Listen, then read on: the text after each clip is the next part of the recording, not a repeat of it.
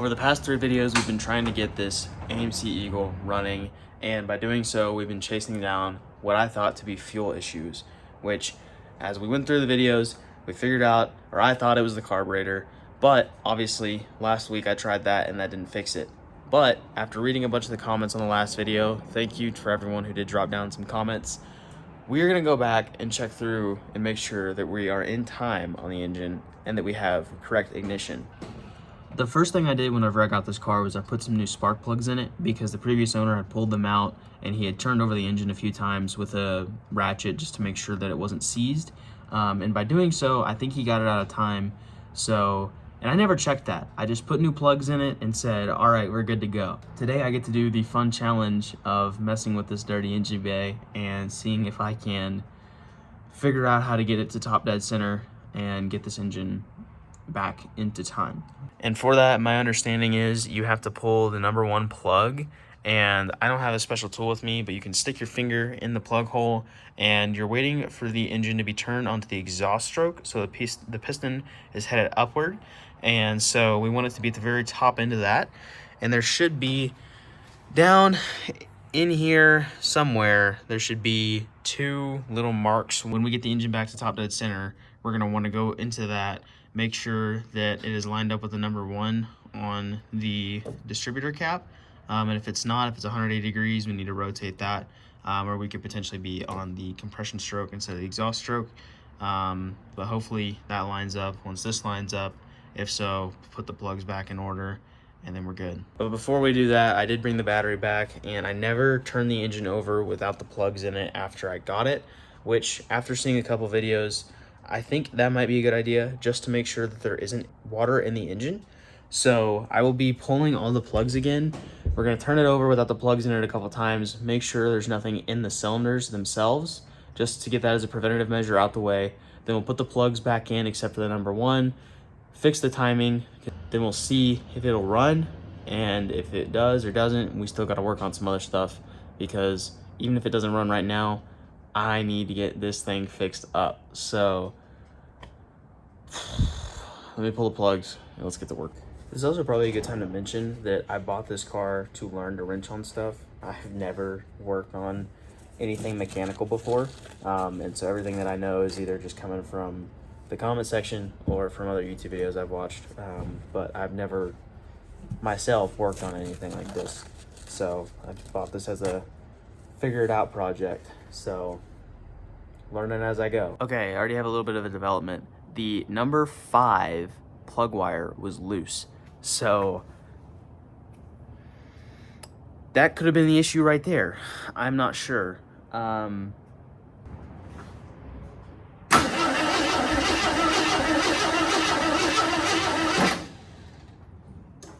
Okay, didn't fix our problem.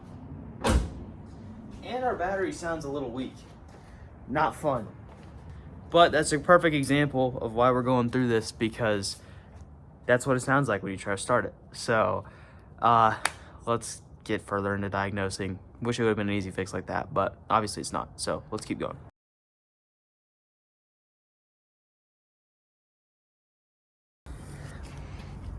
Big issue. I just snapped the first spark plug. So all right, so I'm sure as everybody's about to tell me, this is not the right tool. There's probably obviously a spark plug socket, but I don't have one of those. And as you can see, that's what just happened. That's lovely. So it still needs to come out, but I'm not gonna be able to reuse that, obviously. I also noticed on the radiator here that this flexes, and that's kind of cracked a little bit. So the joys. Got the plug out. Oh my gosh, I just dropped something in there. But okay, well, there's stuff in the plug, but that's the broken one. Time to pull the other 5. So I was able to successfully pull the other 5 spark plugs, and my phone's not gonna want to focus in on this. Yeah, look at that. That's insane. These are like brand new spark plugs. I haven't even used them before. Like, I literally bought these, threw them in the car, and this is how dirty they are already. And I've done nothing with the car so far. It hasn't even started. So that's what we're moving to next, is we're gonna crank it a couple times and I'll put y'all right here, and y'all are gonna watch and see if anything comes out of those holes.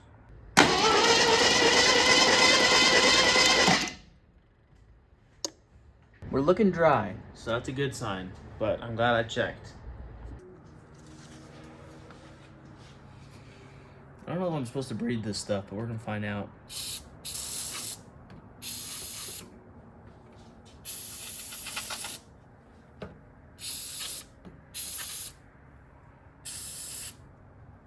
Oh, that smells potent for sure. All right, so while I'm waiting for that degreaser to set in, which it says to rinse it off with water, I don't have access to running water here, so I'm just gonna let that soak in for a little bit, and then I'll try to wipe it off with another napkin.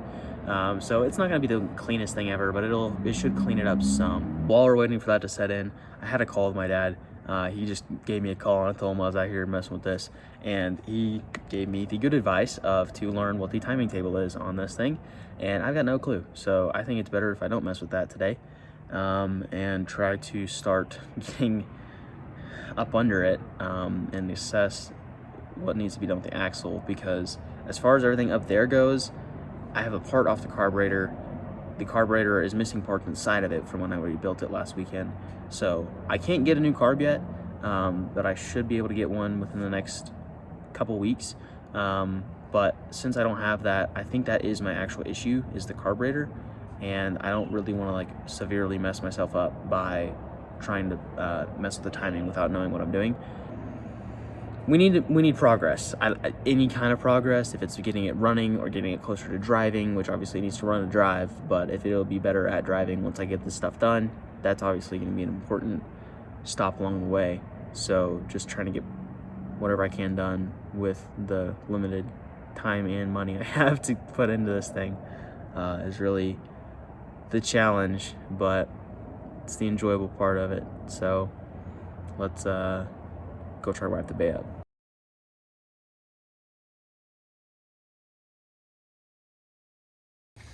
All right, we got to clean up a little bit, so now we're gonna move on to trying to get it off the ground. Probably gonna have about as much success in this as everything else I've had going on with this car so far, but let's give it a shot while we're here. All right, everybody, here are our beautiful jack stands. Got 4 of them here, and you're like, oh, well, where's your jack? I'm gonna try and use my jack that comes with my car. Okay, I felt like an absolute idiot trying to get that jack out of my truck. I finally was able to get it out. Good thing I can do that now, because if I were to have popped the tire on this sucker and tried to get that out just by myself without my rest of my tools, couldn't have done it. So good to know now. But now I'm gonna try and jack this sucker up. Let's see if that works. Okay, much time later, we have 2 jacks under the car in the front here, and we've got it to where they're barely getting the wheels off, but that's about as good as I can do with the little car jack that I've got for my truck here. But now let's get the back wheels up. Right now, when I'm wondering, like, why didn't I just start trying to learn on a motorcycle? Like, why'd I have to go pick a car from the 80s to try and learn on? But at the same time, it was a good deal. It presented itself, and we're just gonna hope we can learn from it, because gosh dang, brother, I got no clue what I'm doing, and I'm sure it shows on the videos, but I'm just trying to find like busy work to do right now, because like I don't have money for parts. I know it needs a carburetor, but I also need to know what I'm gonna need to buy for the brakes, because they don't work, and that needs an axle up front. We're getting there, but golly, bro, like, just why didn't I get a motorcycle? That would have made it easy on myself.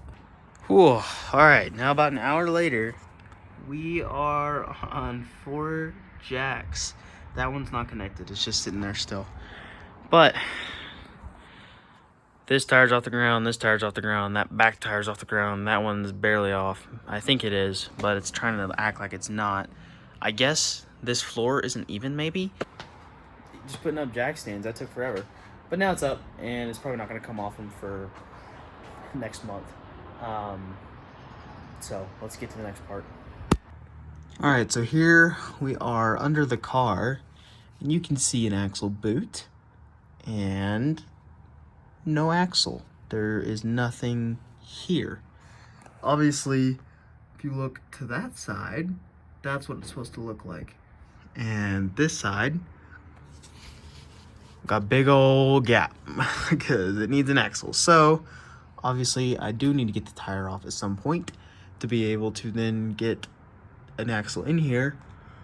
Thankfully, the guy that I got it from, he gave me an axle, so there's one in the car. I just need to like get this tire off, get everything unhooked from the suspension. I don't know, I have to get all that undone at some point. So that is going to be what I'm tackling next week. Obviously not a whole lot that got done today. Obviously a little bit of diagnostics. We did get it in a better position to be worked on, but overall nothing's happened. So even though, you know, I've been going about this incorrectly, now I've learned I'm still going about it incorrectly. But that's all part of the fun and part of the process. So I think this is where it's gonna have to stop. I'm gonna clean up everything in here and that, and we'll be back to the Eagle next week. I like this thing just because it's making me make videos, but it's not the most fun all the times. I want it to run, and I don't know how to get there, but we're working on it. So, till next week.